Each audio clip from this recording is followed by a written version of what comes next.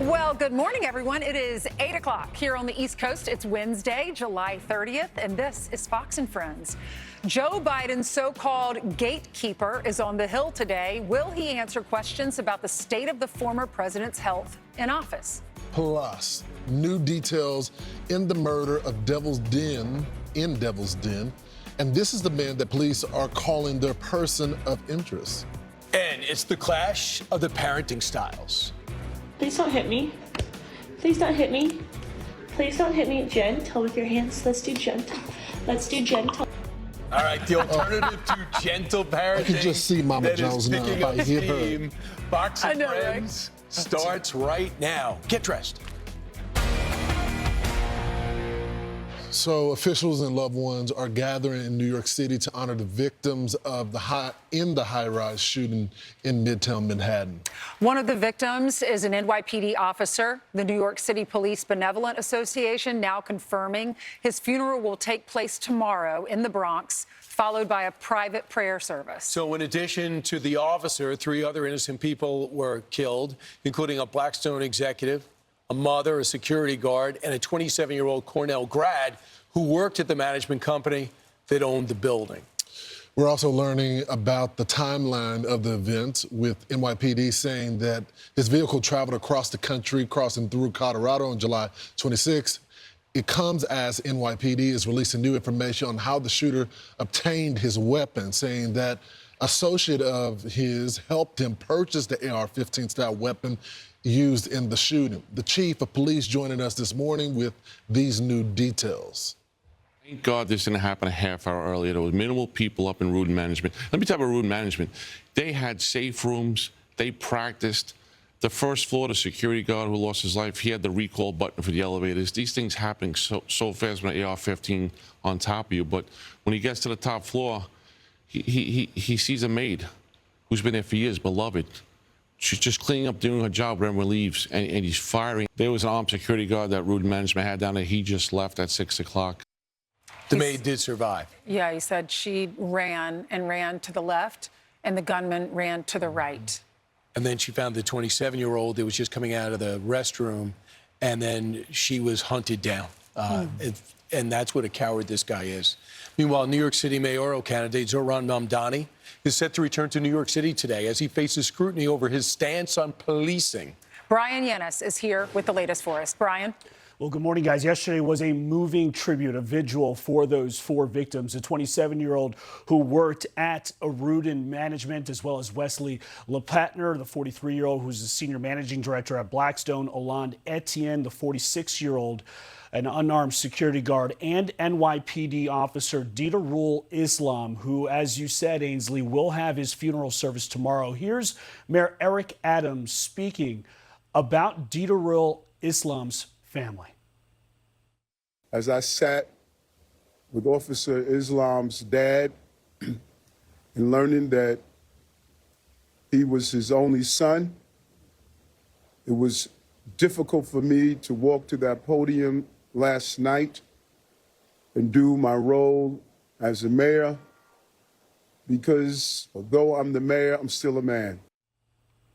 Meantime, mayoral candidate Zohran Mamdani is reportedly landing back in New York City this morning after spending more than a week vacationing in Uganda, celebrating his recent wedding with family and friends in a heavily guarded private compound. Mamdani was 7,000 miles away when Monday's Midtown mass shooting happened, but he sent this ex-post saying, quote, "I'm heartbroken to learn of the horrific shooting," and adding he's grateful for all of our first responders on the ground. Now, this has renewed focus on Mamdani's stance on policing, though, because in December, Mamdani called for the NYPD's Strategic Response Group, or SRG unit, to be disbanded because it, quote, brutalized countless New Yorkers during protests.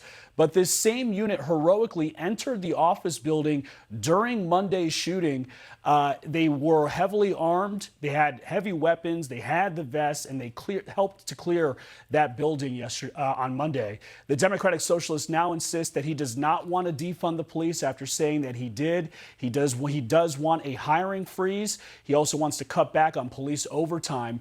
And he also wants to start a Department of Community Safety, who he says will handle mental health and domestic dispute calls, which many officers say end up being some of the more violent calls that they've ever have to respond to. Guys. Well, the dead list calls. Thanks, Brian. Yeah. Well, when he says that he wants to defund the SRG, the police chief here in New York was on our show and said they're the best trained.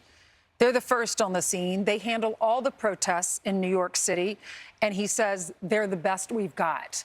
And Mamdani wants to get rid of them. See, listen, you heard this whole thing, I don't want to defund the police anymore. He's got to walk back almost everything he stands for. And this is the specific example. The first people on the scene was that group that you were talking about, SRG.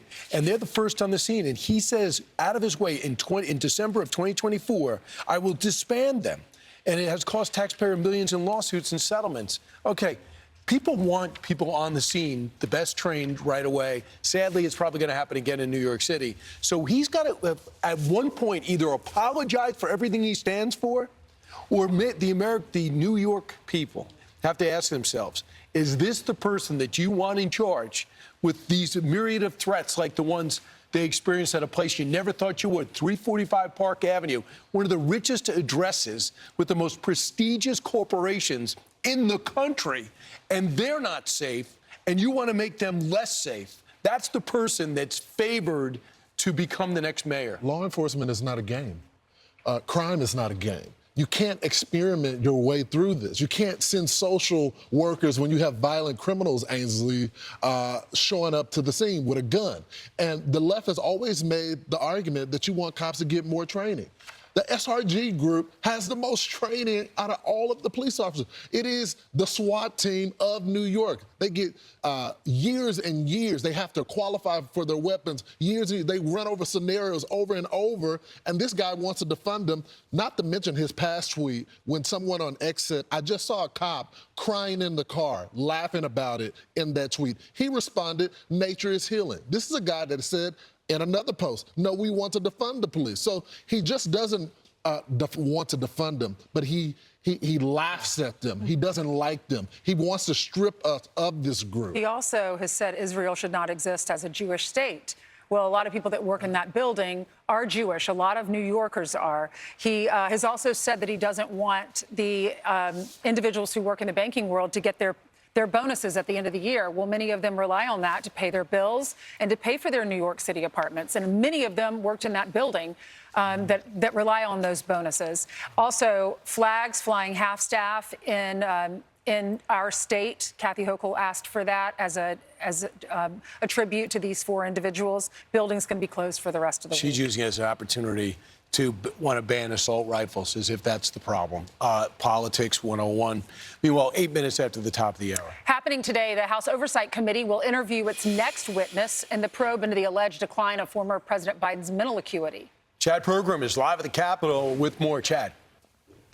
Hey guys, good morning. The stream of former Biden officials continues today. Steve Ricchetti is one of the big ones.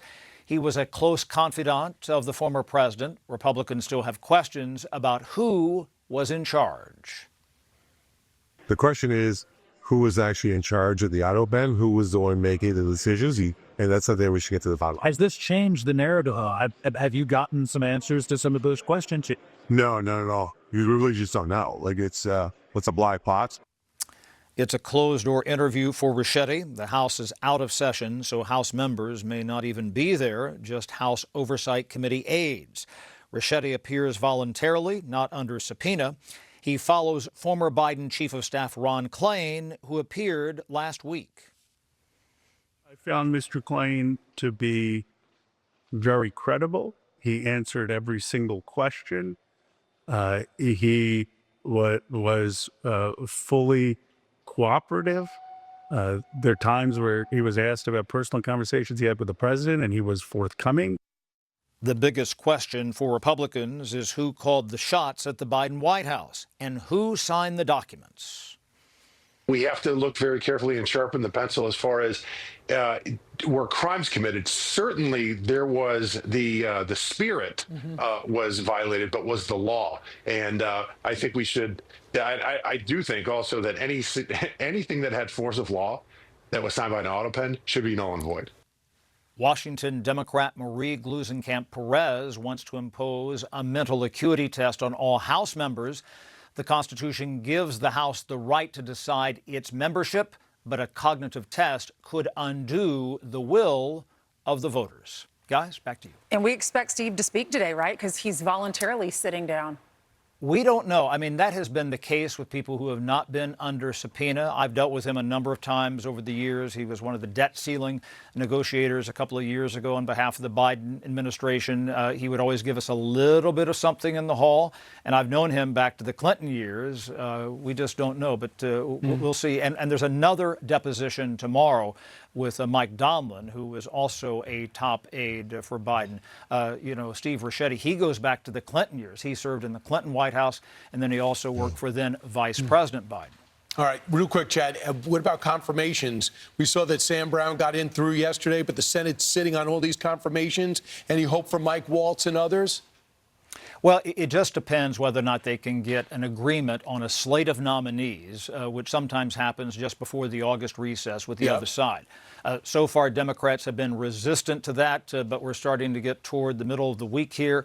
People tend to think that they might agree to some of these. Remember that President Trump has never had the Senate, approve any of his nominees, what we call en bloc, where they do a swath of them, or by voice vote or unanimous consent. That usually happens before the August recess. But John Thune, the majority leader, said he's prepared to keep people here and just his term, grind it out. Yeah, it hurts the country. We need deputy secretaries, undersecretaries, ambassadors. Thanks so much, Chad. Thanks, Chad. Thank you. I mean, it's just crazy. They're all, a lot of these guys are through committee. All they need is a formal vote. They're just stalling. It's Because unbelievable. They So have ISIS Trump's Houston, arrangement syndrome. exactly. ISIS's Houston field office arresting over 200 illegal immigrants charged or convicted of child sex offenses during the first 6 months of President Trump's time in office. That's a lot of people with sex crimes against children. Griff Jenkins joins us live with the latest. Griff? Yeah, good morning, guys. A lot indeed. And we're getting more information on these 214 sex offenders busted by ICE in the past 6 months. That is more than the Houston field office arrested during the entire 2024 fiscal year when they arrested 211. Now, of these 214, 179 had final orders of removal, and 141 have already been deported. Now, some of those included these folks: a 25-year-old from Mexico convicted of sexual assault of a child, illegally entered the country 4 times. You've got a 31-year-old from El Salvador convicted in 2017 of sexual assault of a child. ICE deported him in May. You've got a 45-year-old from El Salvador convicted of sexual indecency with a minor in March. You got a 76-year-old from Mexico convicted of child sexual assault in 2015 and sentenced to 10 years. He was deported last month. And a 71-year-old from Mexico convicted of 2 counts of sexual assault of a child. He also was deported last month. This comes as ICE launches this massive recruitment push with $50,000 signing bonuses. Borders Czar Tom Homan had this to say. We are prioritizing the worst in this country. We're removing national security threats every day. They're getting to do the job they took an oath to do. They're enforcing laws enacted by Congress, and they see the incredible results of this. I mean, crime rates are down, murder rates are down, burglaries are down, assaults are down, and we're removing sexual predators, mostly child predators, and again, everybody should be on the same side. And Secretary Naum launched those new nationwide ads for the CBP Home app, encouraging illegal aliens to self-deport with a $1,000 check, a free flight, and a chance to possibly re-enter legally. Guys? Wow, right. It's unbelievable. Yeah, Thanks so much. Griff, really quickly, do they put them behind bars and then deport? What are they going to do with these pedophiles? Well, it's a good question, Ainsley. And, they're arresting them at large, but in places like Houston in the state of Texas, where you've got local law enforcement cooperating with federal law enforcement, it's much easier. And in many cases, some of these that were spending time in prison serve their terms and are now on planes back to their home countries. Hey, Griff, in the big picture, can we leave the military on the border for a long period of time? Is that the plan? I mean, the results have been astounding. But can we sustain this? Well, it's probably not a long-term goal once they've got the border secure, and all indications are that that is the case. But you have seen, Brian, in many areas in California and elsewhere where they've put military property, which makes if someone crossed illegally into a federal military installation, the penalty would be much harsher, because at the end of the day, the bottom line is this administration has told illegal aliens there will be consequences, something they didn't face in the past 4 years. Griff, so often we focus on the humans that are coming across the border as part of the criminal enterprise. But the child trafficking aspect, that's a part of the business model of the cartel. This is not something that, we just stumbled upon. This is how they do business, right? And it's certainly hit a peak under the previous 4 years of the Biden administration. Lawrence, it's such a great point. Remember, we just had last week DHS announcing that they have located some 13,000 children who are believed to be, among the 300,000 that may have been trafficked, either sex or labor trafficking, into this country under the Biden administration. And they are pushing hard to continue to try and locate, find, and rescue these children. My gosh. Griff, thanks so much. Appreciate it. All right. Just evil. Yeah. Evil to do something like that to a child. All right, let's hand it over to Carly. She has some headlines for us. Carly? I do, yeah. And an update on a story we have been following. 3 suspects have been arrested in connection to that brutal attack by a mob in Cincinnati. Footage of it has gone viral on social media. 2 of them are pictured here. The police chief says there are still outstanding warrants for 3 others, as she also revealed that only 1 person called 911 after this horrific attack. The incident, which happened outside a downtown nightclub, gained national attention as video showed a couple being viciously assaulted and knocked out while bystanders filmed instead of intervening. Environmental Protection Agency Administrator Lee Zeldin unveiling plans Tuesday to scrap the Obama-era endangerment finding declaration. Zeldin appearing on the Ruthless podcast explaining exactly what that means. The Obama administration said that carbon dioxide, when mixed with a bunch of other well-mixed gases, the greenhouse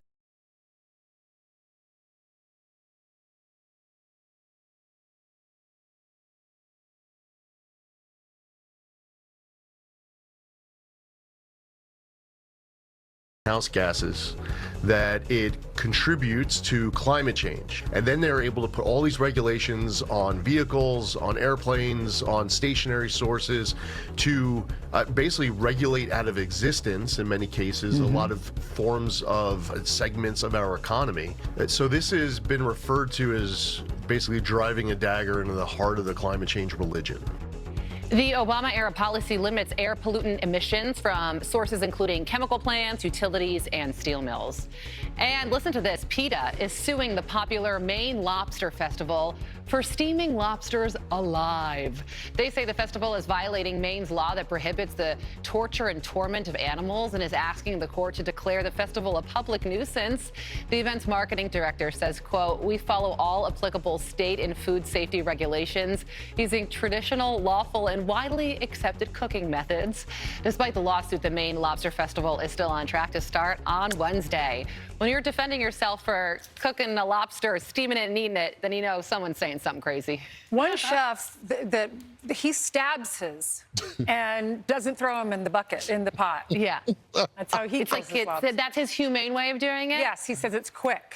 Got it. I think putting him in a bucket of boiling water is pretty quick, too. Stabbed it right in there. All right, let's talk parenting if we can. Is there a way to parent? Maybe we keep hearing about the gentle parenting. It seems like the American people, this generation, are beginning to say the gentle parenting thing doesn't fly anymore. Here are some examples on TikTok of gentle parenting. Please don't hit me. Please don't hit me. Please don't hit me. Gentle with your hands. Let's do gentle. Let's do gentle. Mommy is getting very frustrated and very upset, just like you. And if mommy is frustrated and upset, then I can't do a good job calming you down. Come here. Child that's dropping or throwing their food onto the floor, you could use the "you can" by saying, "You can put the food onto the plate." Am I allowed to comment on this? Yeah, go for it. Some of you need to spank your kid's ass. It's a problem. Mama Jones didn't play it. My father didn't play it. And I just see all these kids going crazy in the grocery store, on the plane. And if the parents just would put them over their leg and just it will be over. The problem is it will be over for you as a parent if you do that in New York Oh, my City. They would gosh. take our children. Good So God. you'd have to do it in your house. Did you do an interview about this? We did. Funny you should ask. We interviewed Dr. Leonard Sachs. He's a family physician. He's a doctor. He's a psychologist, and he wrote this book called The Collapse of Parenting. Listen to what he said. I think most gurus of gentle parenting would agree that it means that good parenting means letting kids decide. Well, that's a really bad idea because parenting works when parents are in charge. And if you let kids decide, a lot of bad things happen. If you let kids decide what's for supper, there are some kids who will choose broccoli, Brussels sprouts, cabbage, cauliflower, spinach, asparagus, but actually not that many. If you let kids decide what's for supper, most kids are going to choose pizza, French fries, and ice cream, and you're going to end up with a lot of fat kids. So in order for kids to be healthy and happy, parents need to be in charge. That's right.